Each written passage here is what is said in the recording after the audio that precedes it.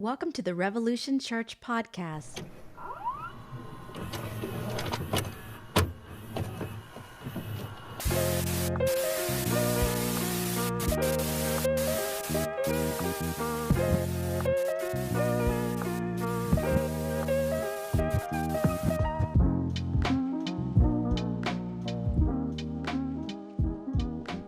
Hello, everyone, and welcome to Revolution.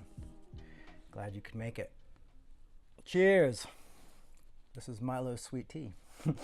Hope you're well. Hope you've had a good week. I've been crazy with the kiddos, having a good time. They're finally back in town. They're doing camp, and you think they'd run out of energy after camp, but it seems like they only get more energy after camp, so that's been fun. Oh, my phone's telling me to... There. It says that straight. That doesn't look straight to me. You be the judge. Let me know in your emails and your letters. Yeah, but welcome to our gathering. Glad you're here. So we're just going to continue on with everything we continued on with. Man, life is so strange. Politics are insane, and it seems to be making everybody else insane. So I hope you're staying sane out there. I hope you're staying cool out there, because it's also ridiculously hot for a lot of us out in this planet right now. It's a bit much, but so I'm going to do a talk. Of course, I've given a talk on this before over the years, but I think it's an interesting time to do it. And because we talk so much about diversity and really being diverse and inclusion and disagreeing well or arguing well, however you want to say it. I never know which one we should go with. Also, let me know what you think about that in the comments. Oh, don't forget to like and subscribe. The thumbs ups, the likes really help us a lot. And subscribing also really helps us a lot. And yeah, we want to catch up with Mr. Beast if that's possible. Like, subscribe, and put on your notifications so you'll get a little bing. They're on.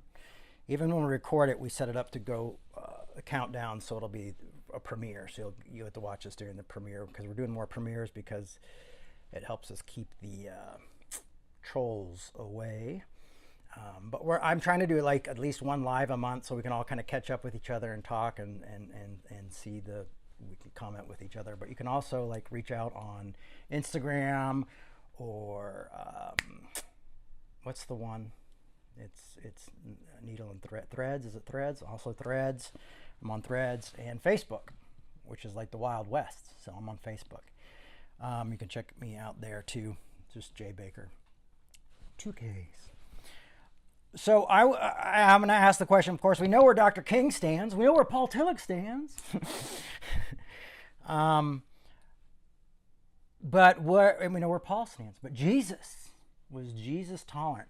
Jesus wasn't always the most tolerant person of human beings, unfortunately. But it seems that he did change over time in the Gospels. But how inclusive was Jesus? And do you think Jesus was willing to disagree well and argue well? You know, unfortunately, he didn't have social media, so he could just give us all sick burns all the time and put us in his place.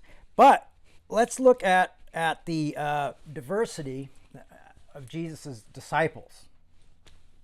And it's kind of easy to find by just going over to Matthew. The book of Matthew, and talk about Matthew is a thing, so that's what we're going to do today. We'll just get this thing started. Matthew 9:9, if you want to follow along. Matthew 9:9. I use the New Revised Standard Version. I used to use the New Living because it was easier to read, but I feel like the New Revised Standard is more accurate. But sometimes the New Living wording is a little bit more fun. But I don't have that on me right now anyway, but maybe we'll do one of those talks out of there eventually as well. So this is about Jesus, and he's walking along and he's picking out his disciples. And this is what it says in 9:1. It says, as Jesus was walking along, he saw a man called Matthew sitting at the tax booth.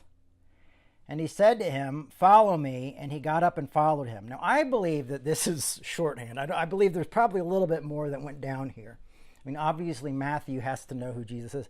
I once watched this play in New York, and it was just at a small little theater. And it was really amazing. And I think it was about Judas. And Judas was, and all the disciples, for some reason, were in purgatory. And they're all having conversations. And so someone talks to Matthew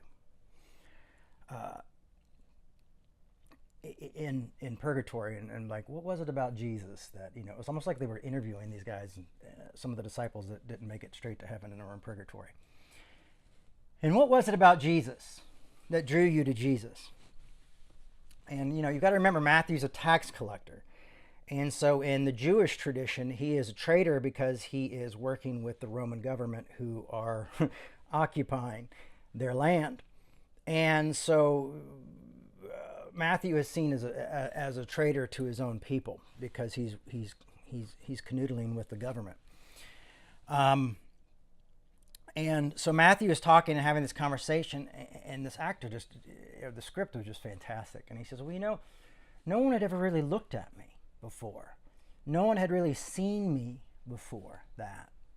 He said, as a tax collector, a lot of my own people wouldn't even look me in the eye for fear that I would take something from them, or that I was so shameful for being a tax collector.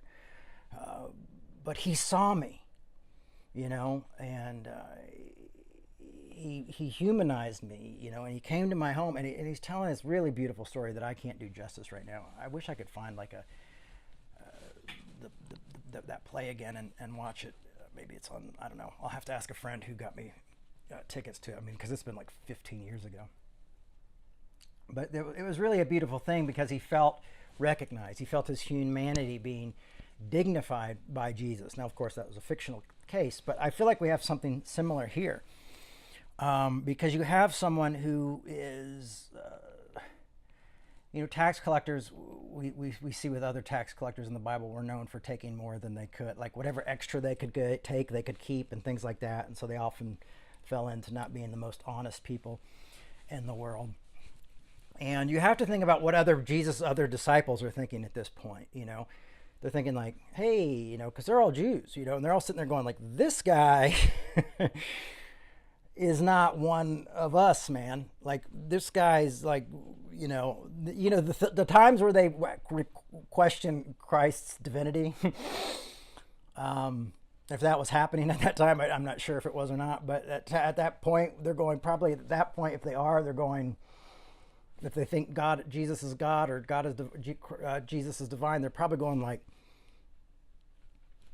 maybe not. Probably that woman at the well, in probably this situation, and probably as he was being dragged off to be crucified, they're probably like, that's probably why they all went back to work real quick.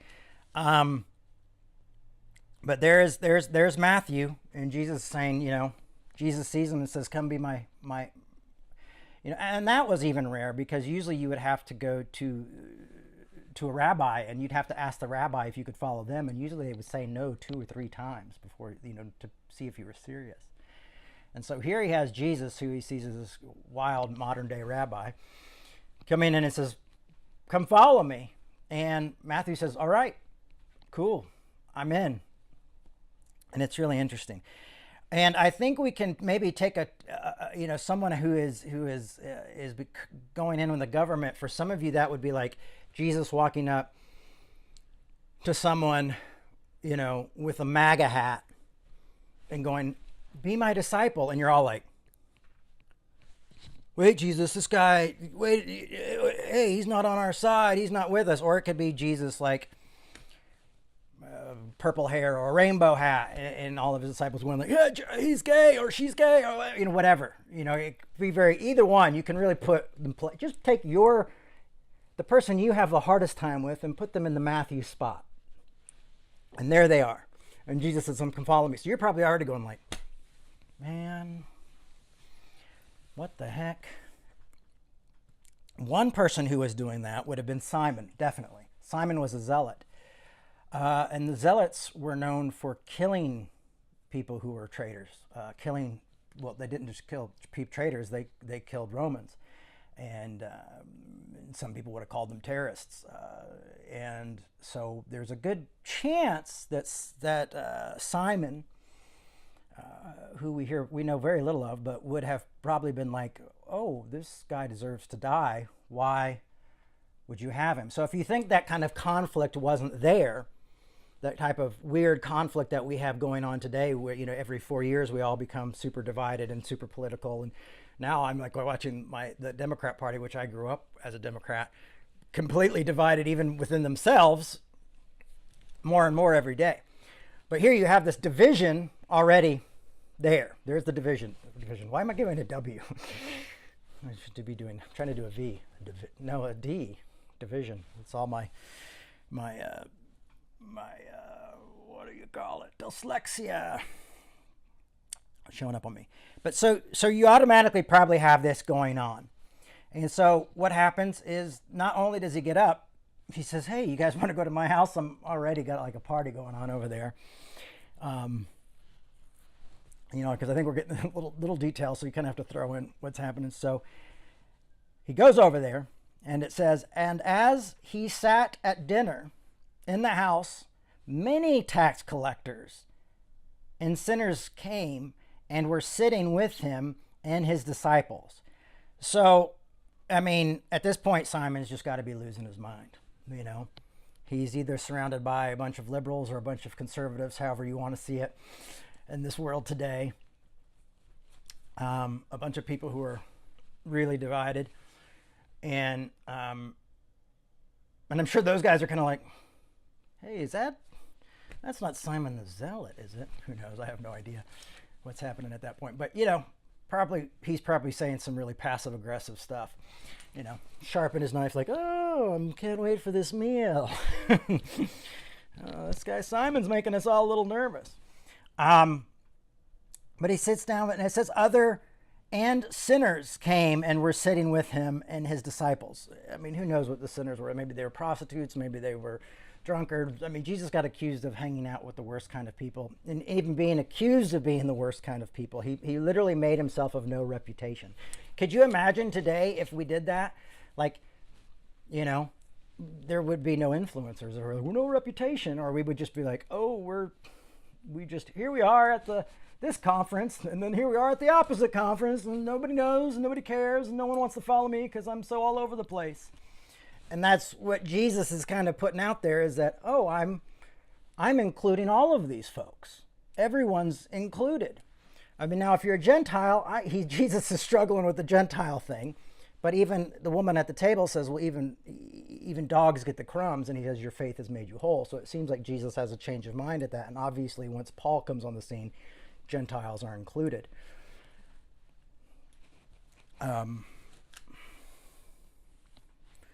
Which is wild that Gentiles eventually, most of us Gentiles become the guardians of the kingdom of God, the guardians of Christianity, saying, no, you're a Christian. No, based on what king you follow, you are a real Christian or not a Christian. What politics you subscribe to makes me decide if you're really a Christian or not.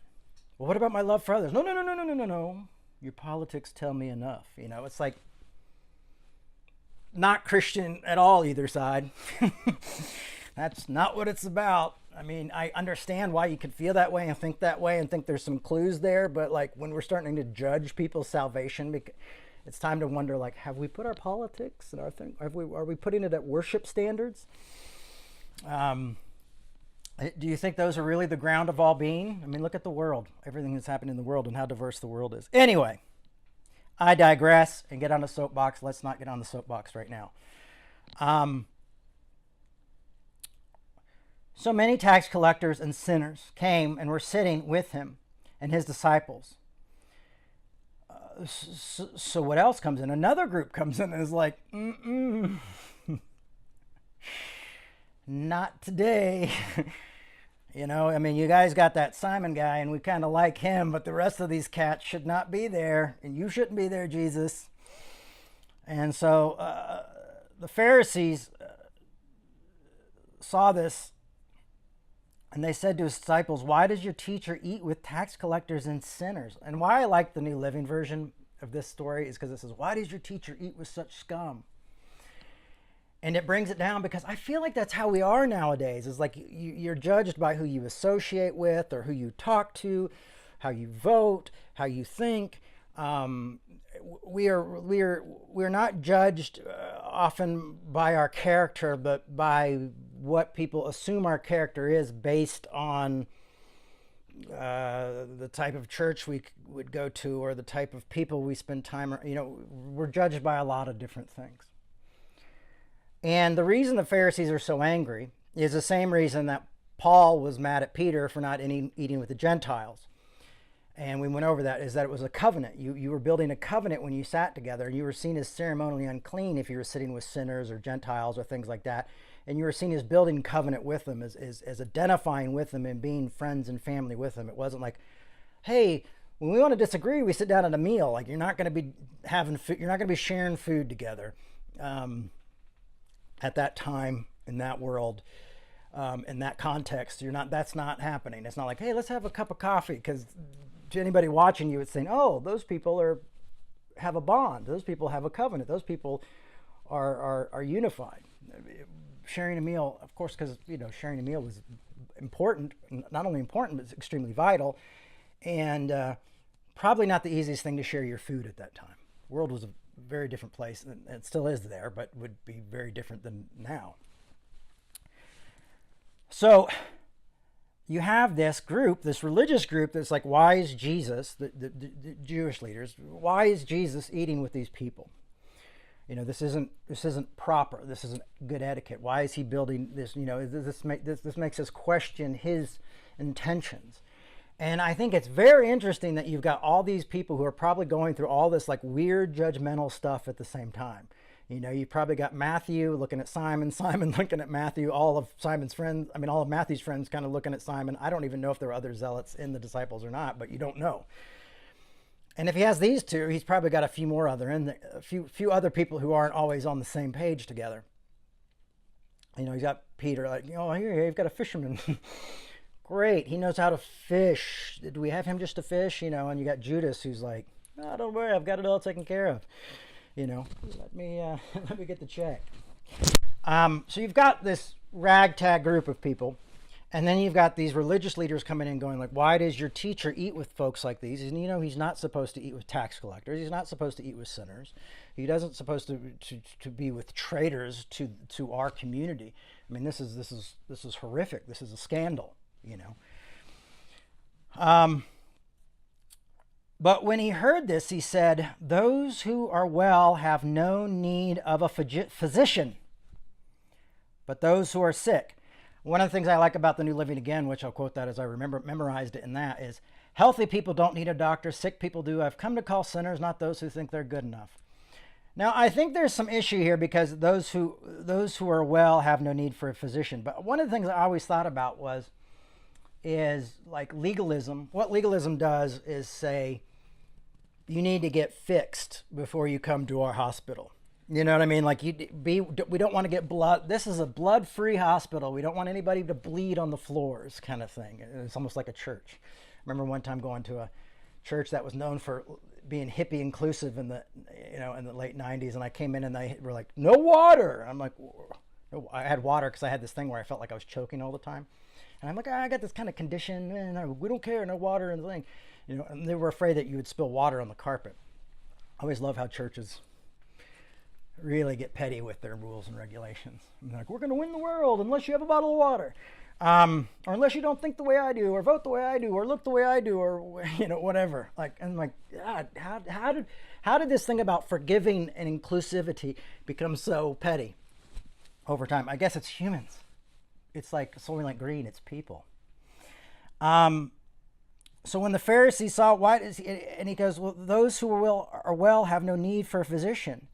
Those, but those who are sick, saying, so he's saying like, hey, these guys don't have it all together. I know you guys think you have it all together, but these folks, they need to be loved. They need to be seen. They need to be recognized. And that's the interesting thing is he's saying physician, and he's saying like just by the act of recognizing someone else's humanity, and by sharing a meal together and showing that they're worthy of being within covenant with each other, that this is healing. that this is healing the sick. Now, if we think about that, then there's another reason why we want to disagree well, why we should love our enemies. We don't have to like what they do. We don't have to like what they think. We don't have to like their convictions, but we're called to love them, and loving them and forgiving them in restoration. Grace is reunion, sin is separation. And so he's saying these folks have, if you think of it in a Tillichian way, sinners, he's saying these people who've been separate all this time need to be included. Tax collectors, sinners. And there needs to be this connection here. And so this restoration, if you will. So Jesus says that. Then he goes on to say, but those who are sick, go and learn what this means. So he's also saying, go and do likewise. Learn what this means. Learn what it's like to care about those people who aren't perfect. Learn what it's like to care and have conversations with those people you don't agree with, that you think less of. Go learn what this means. How else are they going to learn unless they go do it? And so that's often why, I really believe that Christianity works. I really buy into the Christian thing. A lot of people don't. A lot of Christians are like, I don't even know if I'm a Christian anymore. I can say sometimes that I'm not sure there's a God, but I just subscribe my life to following Christ, even in my moments of atheism. And sometimes now, from what I'm reading in Tillich, sometimes your atheism is the closest you are to God, because when we try to put meaning to God, we also make God less than the ground of being. Tillich says we can only talk about God in the symbolic. Otherwise, we're not speaking of God at all. So we'll go there one day, but it's going to be a little bit more studying for me before we get there. So Jesus is literally basic. I think it's easy for me to say this. A lot of preachers put in what they want to do, but he's saying learn how to disagree well. Learn how to love those that you don't agree with. Learn how to love those who you've been judging most of your life. Learn how to be with them, and learn, and maybe even learn how to be with those who've judged you. So this is what he says. Then he goes on to say, go learn the meaning of this. And then I love this, how he ends it with, I desire mercy, not sacrifice. So I think we should I should have really looked deeper into the word mercy here, but this idea that says, I don't want your sacrifices. I don't need you to give up something. I need you to give something, open up to something. I need you to be, show, when he's saying, I want mercy, I want you to show mercy to other people that you have judged. I want you to show mercy to those people. Don't sacrifice and say, well, I'm not going to be with those people, or I'm going to avoid those people. I'm not going to do. He said, I want you to show mercy to these folks. I want you to show your humanity. I want you to help them recognize their humanity. And so often now we've become so divided through politics and social media and religion and all this kind of stuff. We always figure out a way to, do it. Sexuality, race, things like that. That's why I think it's so important to say that we find unity through diversity, and we find a way to celebrate each other's diversity. And that means each other's differences. Even things we don't agree with, we learn to understand that. There's going to be some people, I know, if I go to an interfaith breakfast, there's some people who think I'm going to go to their version of hell. They're not sitting there going well, we're all here together, so we all must be universalists. No, that's not the fact. They disagree. And there's some of them I'm going yeah, I don't agree with what you're thinking either, but I don't think anybody's going to hell. So that's maybe the difference there. But, but that's the thing, is you're not always going to agree with people. It's weird how we can have interfaith discussion, but we can't have inter-denomination discussions or inter-political discussions very often without acting crazy or scapegoating each other. I would just like to see a conference that's half progressives and half evangelicals, and then you get there and be nobody's speaking. You all are just going to have to eat together 3 times a day, and then we're going to have, have conversations. Oh, Jay, that would never work. You're making up a fantasy land. I know better than that, because I've been treated well by both. I've been loved by both. That's why this is a church of diverse thinking, not just diverse looking. We have people here, believe it or not, who are conservative. and liberal and atheist and agnostic and Christian and, whatever. I know because we've talked. Some of you I talk to on Instagram, Facebook, all this. Some of you I send pictures to my family. We have relationships. And I hope you all have relationships, because that's what we're called to do. And we're called not to necessarily worship Jesus, we're called to follow Jesus. Be like Christ. Remember all those years ago, we were wearing those "What Would Jesus Do" bracelets? Those don't become so cheesy when you're like, oh yeah, you sit with people that are despised.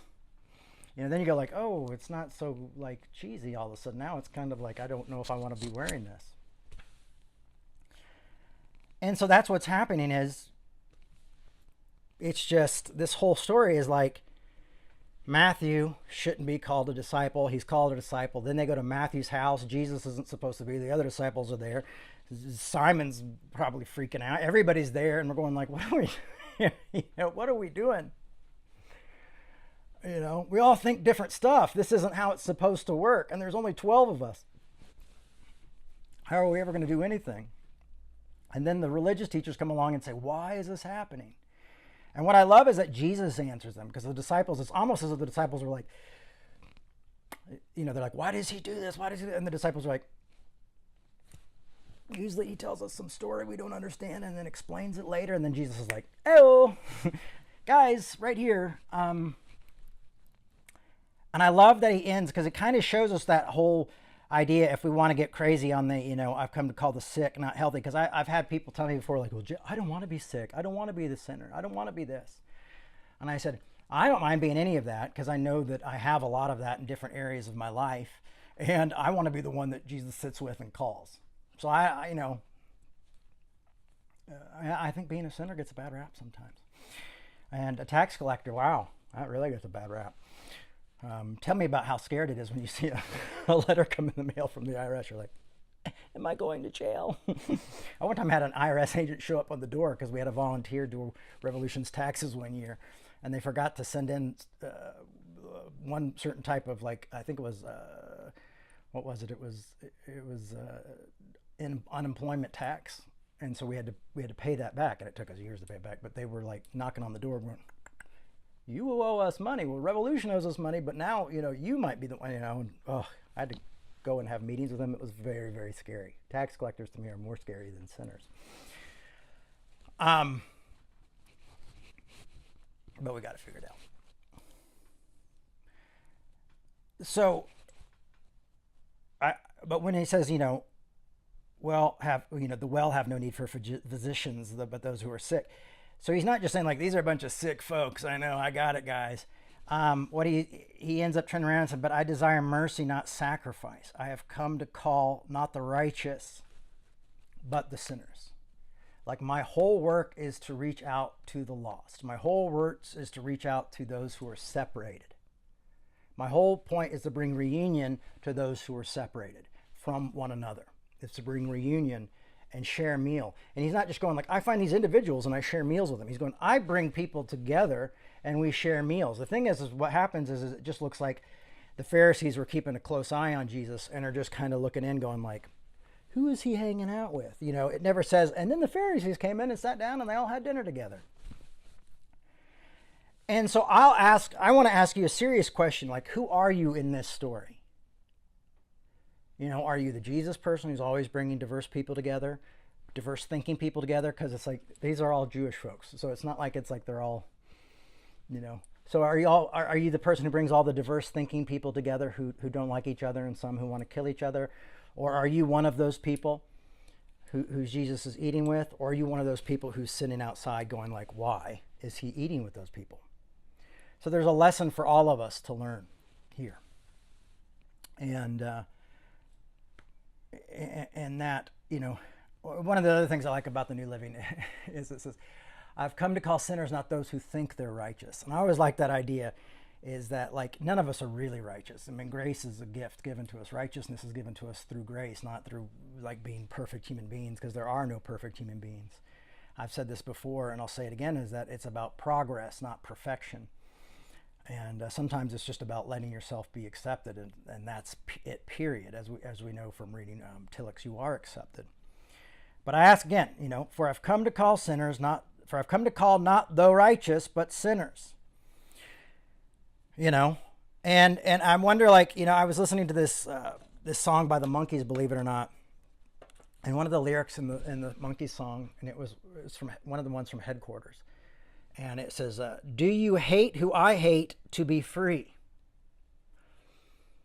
And I felt like that kind of zoned in on this whole little part of Matthew from 9 to 13. It was a lot of people being like, you know, people are, why is he there? Oh, and now we're going over here. And why is he with them? You know, and everybody's basically saying, like, we hate different people in order to be free or to be holy. We, you know, and you might say, Jay, hate's a hard word. Well, by a lot of words I see used today by people and by others who disagree with each other, there's not a lot of love lost. So do you hate who I hate in order to be free? And it's almost as though that is the question for most people when they want to eat together, or they want to get together, or they want to hang out together. You know,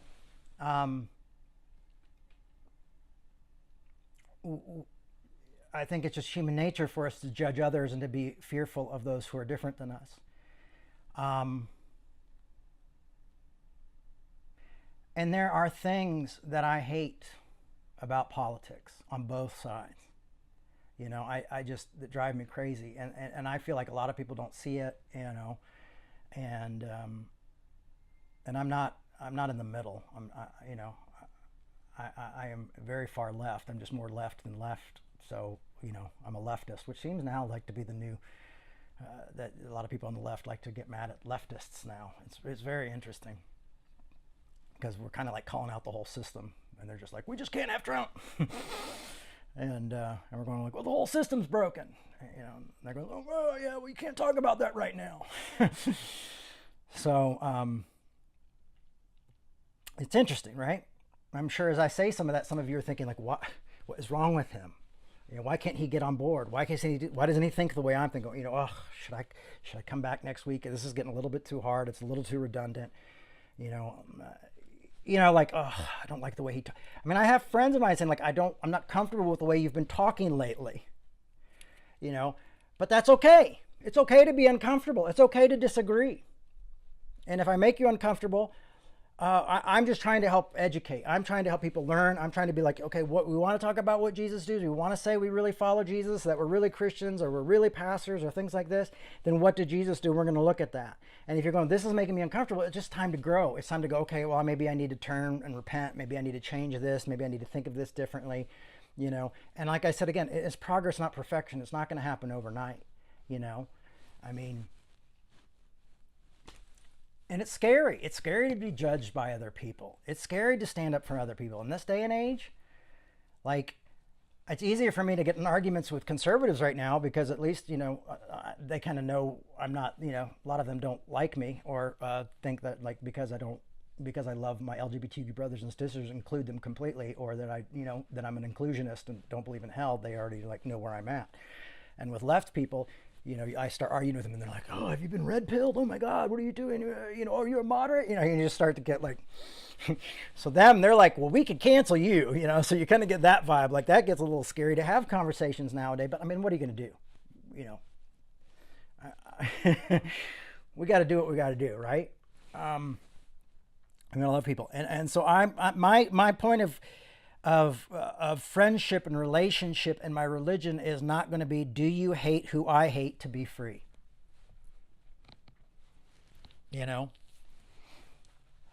when Dr. King talked about nonviolence, you know, he wasn't just talking about the people getting beaten. He was also talking about the people doing the beating. I mean, it was for both of them. He was saying, like, you know, these people will see your humanity when you look them in the eyes, and they will realize that their anger and their hate comes from a misguided place. And so the hope was reconciliation for all people. And it seems like Jesus was reconciliation for all people, at least the Jews. And then it seemed to move on to the Gentiles. And it didn't seem like anybody was out based on having different ideas about politics, or what was going on with the government, or what was going on politically.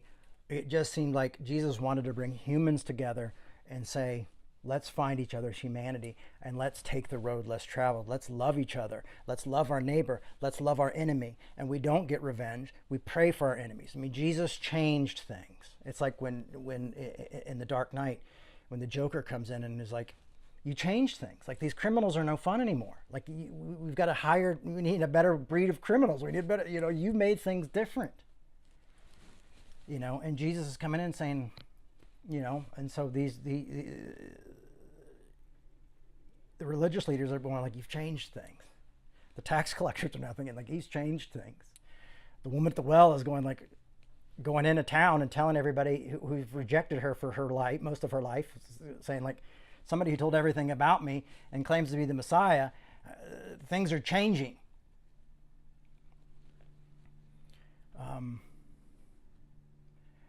But also, Jesus, where he said, oh, brother against brother. Often I've started to have a new, different idea about this kind of conflict of what happens.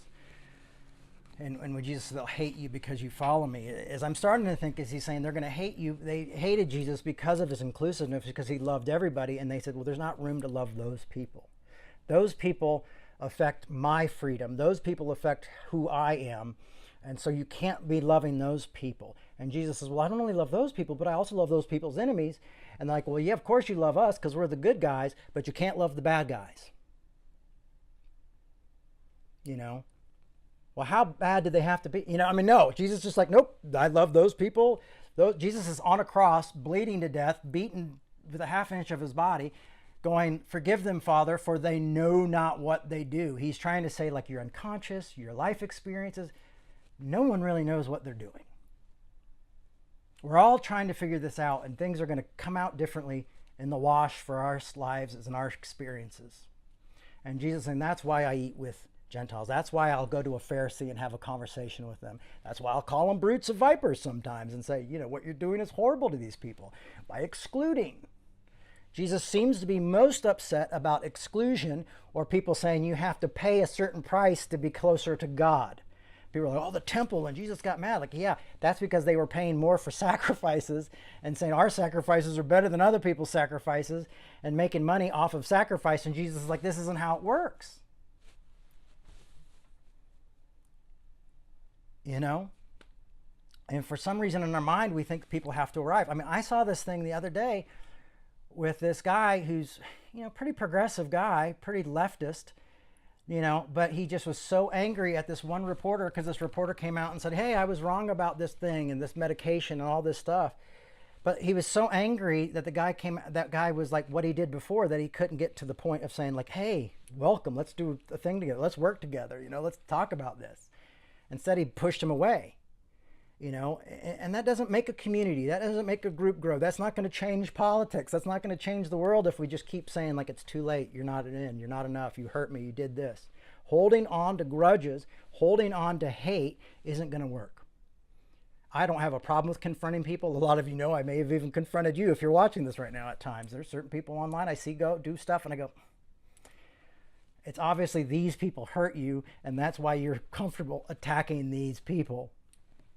And it gets so like, well, I hate evangelical, but I only hate white evangelicals, and I only hate white evangelicals who do that. You know what I mean? It's like when we get these really particular, so I'm going to just hate, I'm going to just make my hate group smaller, but they're still going to blame this group. And then this group gets a pass, and it's like, it's not even consistent. So we're not even consistent with the people that we say are making the world horrible. And this is human nature. We want to think that this is what the bad people do, but unfortunately, this is what we do as humans.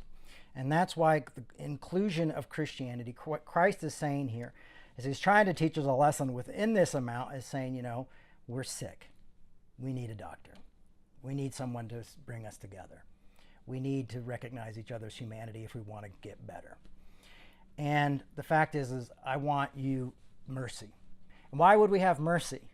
Because we'd have mercy on someone who has done us wrong or done something wrong. We sacrifice because we've done something wrong. What he's saying is, I'm not asking you to focus on what you've done wrong and try to make up for it. What I'm asking you to do is just try to show grace to others. Just love others more.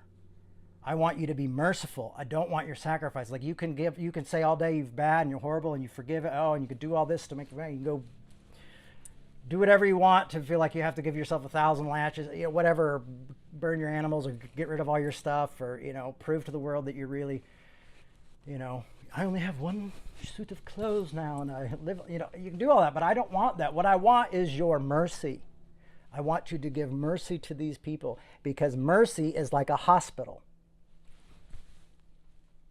Mercy is what heals the sick. So if you ever wonder, why does the Bible talk so much about grace and forgiveness?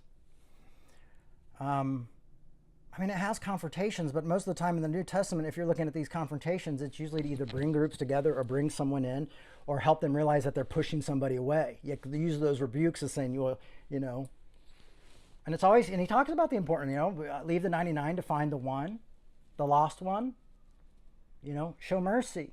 I don't need your sacrifice of being a hard leader and being a popular leader. I want you to show mercy to this one person who's lost. And so think about that. My mom used to say that the church is too often a courthouse, rather than a hospital. And that's what we've become to each other. And it's hard to see ourselves as the bad guys, isn't it?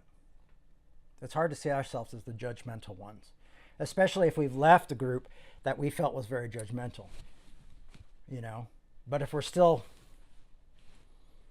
angry at them and scapegoating them, it might be time to go like, oh, is this the group I have to show mercy to now? Is this the new tax collector? Have I become the Pharisee? Or am I trying to be more like Jesus? Or maybe I just want to be, one of the sinners and just be sitting with Jesus. And there's that time. We all have that. I think there's different times for all of us in this. I think there's times that we're going to be that have been the tax collectors. We have been the religious teachers, and we have been the sinner. I just want to be in the presence, or I was in the middle of hell and something called me. Or why do you eat with people like that? Why do you talk to people like that? Why are you the way you are?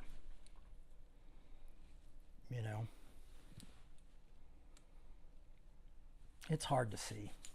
And that's why Revolution exists, is because I want to help people see that and understand that. Because it's just not like, So that's why we do Revolution. That's why we have the gathering. And hopefully we help people see that and help each other see that. I need to be reminded of it as well every now and then. And some of you have been nice enough to do that. And I really do, in the long run, appreciate it. At first I might be like, because that's how it feels sometimes, right? Anyway, that's today's talk. Is Jesus is a friend of zealots and tax collectors, He's a friend of conservatives, or he's a friend of Republicans and Democrats and Green parties and free parties and everybody's party. And he goes and has a party and invites all those people there. And some of us go, why would you do that? And I think, for people who don't buy into this and like, well, I don't buy into this and this is just religious stuff, humbug, whatever, this is just religious poo, religion, this is just religious tradition, this is just fairy tales, good on you. And if you feel like that arguing and fighting and judging each other, I think arguing is good, especially if we're arguing well and we're listening as well as speaking. I think those are positive things to do. But if you just think, well, my job is to write people off and ignore them, more power to you. You probably have a lot more peace in your life, to be honest with you. So I'm not acting like this is the easy way. You probably have a lot more peace in your life by maybe not making any sacrifices or showing any mercy. You sacrifice for your family and nobody else gets mercy. I get it. I would understand that. Sometimes I'm tempted to do that. But that's just, that's not what, if you say, well, I'm a follower of Christ, I'm a follower of Christianity, I subscribe to Christianity, then that's not really what we get to do. We don't get to sit around. We do. I see it every day. I see pastors doing it all the time. but I think it's misguided, and I think those folks have become victims to society, easy thinking, and misinformation. And sometimes I think it's really done out of the right heart, because you love a group of people or you love your own tribe so much that they've been so hurt that you feel like, I got to defend this group. And you know what? That might be your calling and that might be your time. I'm not saying that my way or the highway, or that my truth or my speaking is the only truth out there, you know. I think there are times for different things. There are times for being the guest at Matthew's house. There are times for being Matthew, you know. There are times for being Simon, you know, I'm sure of it. But that's where grace comes in again. And that's where mercy comes in again, is that, you know, we've got to have mercy on each other as well.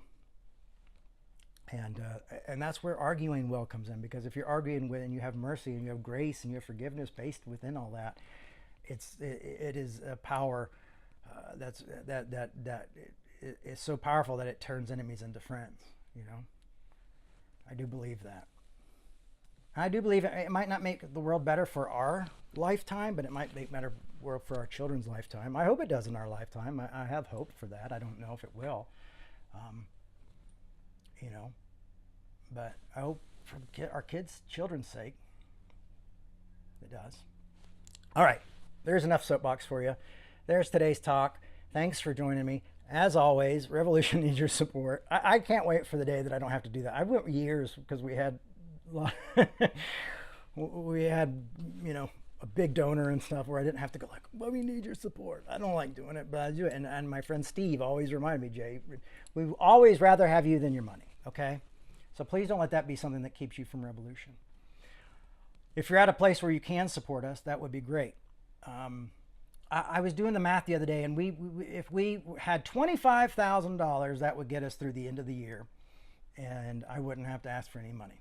And I just say that, I don't think anybody's going to give $25,000, but you never know. So that's what we would need to end our year's budget, in a place that it was just like right here, like just we're breathing, because we have bills and stuff to pay, not just my payroll, but not just my pay, but bills I have to pay for internet and for making sure our taxes are done right and all of our T's and I's are crossed right, and you know, money goes where it's supposed to go, and the people who do that, we have to pay them, and that's unfortunately not the cheapest thing in the world either. And that's the one thing I really don't want to sacrifice our work on, this work with, especially being a baker, if you know what I mean. But yeah, we could use support. You can go to revolutionchurch.com, and we have a PayPal and a Venmo where you can donate. Some of you might say, hey, we want to donate with a check or something. DM me, direct message on Instagram, or reach out to me. Just say, hey, Jay, can you DM me? And I can give you an address where you can send checks and stuff that will go right into Revolution. It's all tax deductible. We are 501c3. But yeah, that's where we're at right now. And it's been tough. I'm doing some part-time work, which is fine. But if you would like to see Revolution meet its goal, that's where we need to be by the end of the year. Or by the end of the year. By the end of the year, we have to have spent all that. So that would be the miracle that we would need today. Anyway, so there's that. But anyhow, thank you so much for coming. Once again, see you next week. Please check into our Facebook, our Revolution Facebook, and our Revolution Instagram and Threads, because I've been doing updates, and not just updates about what's going on, but I do kind of like little mini talks, you know, and just kind of talk about things I'm thinking through the week. Might share a little bit deeper idea on one of the talks, or just a random thought about scripture or what I'm reading at the time. So if that's something that interests you, you can go and check out any of our social media accounts, because I'll be doing that weekly as well. Thank you so much. I hope you all have a great week. Bye-bye.